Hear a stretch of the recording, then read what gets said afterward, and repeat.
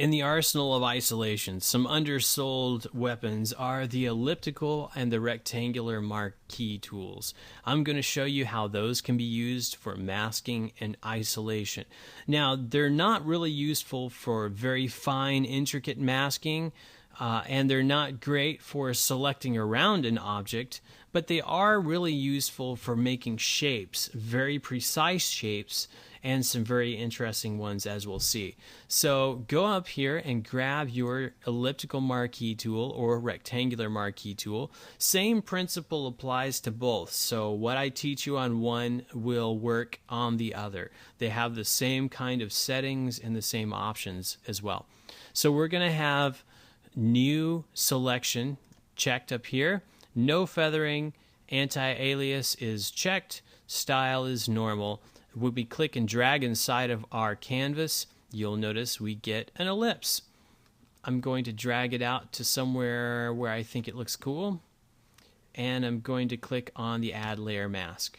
You'll notice I now have created an elliptical mask for my image, which is really cool if I want to set this into a publication, maybe a magazine page or something, and I want it to be more interesting than a rectangle. But let's do something else. Suppose I want several ellipses.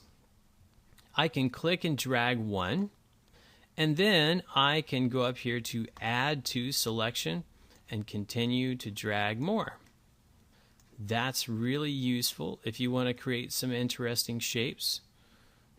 On top of going up here in my settings, I can actually hold down the Shift key with it on normal, and you'll notice that the plus sign is added to my crosshair, and I can click and drag out some new ellipses without changing the setting.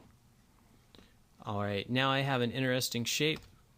I can mask that out, and I have a curious little cloud weird thing going on. So let's do some precise masking. With the elliptical marquee, you can make perfect circles by clicking, dragging, and while you're dragging, hold the Shift key. Shift will constrain it to an exact circle. So now we have an exact circle. If I want to add to that, I hold Shift until I see the plus sign, click to drag, release Shift, and press it a second time. That will constrain my new ellipse to also be perfectly round, and I can drag it out as needed. Then I can mask that, and I have two perfectly round shapes for my mask. Now, what if I want to center that ellipse? Suppose I want to mask her face. If I just click in her face and drag, I'm going to have an ellipse that goes off to the side I'm dragging towards. But if you hold down Alt or Option on a Mac, you can keep that centered on your original point of click. And then that way I originally clicked here on the nose, and I can extend my ellipse out from my original location and then mask that. Very useful. All right. Lastly, let's take a look up here at the options. We can add, subtract, and intersect with selection. That's very useful. So if I click and drag out an ellipse, I can subtract from that ellipse, which will give me, in this case, a crescent shape. I'm going to undo that. You can also subtract by holding Alt or Option, even if you're in the new mode, the new selection mode. You can hold down Alt or Option and drag out a subtraction. And there we go. Now, the last option up here is intersect with selection.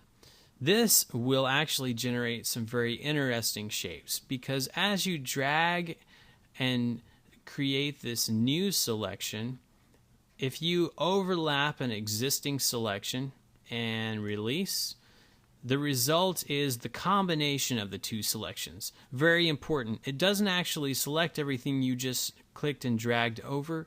It only combines with the shape already in existence. Let's try that again. So I create an ellipse here, I create an ellipse here, and I'm left with a result of the two overlapping sections of the ellipse as one selection. Something else to note in the style is that you can set fixed ratios and fixed sizes for your marquees. So that means if you want it to be exactly 64 pixels and you click inside the frame, I've now got an exact 64 pixel circle. And I can hold shift and add them anywhere I want, and they're always the same size and they're always the same ratio. That's a very useful function, especially if you're making patterns or anything that requires precise measurement. I go to mask that, there's the result. And of course, you can change the sizes to whatever you want. So very useful. The same features work on the rectangular marquee, and you can change all those same functions. So go have fun with that. Do some creative isolating, and let's see what you come up with.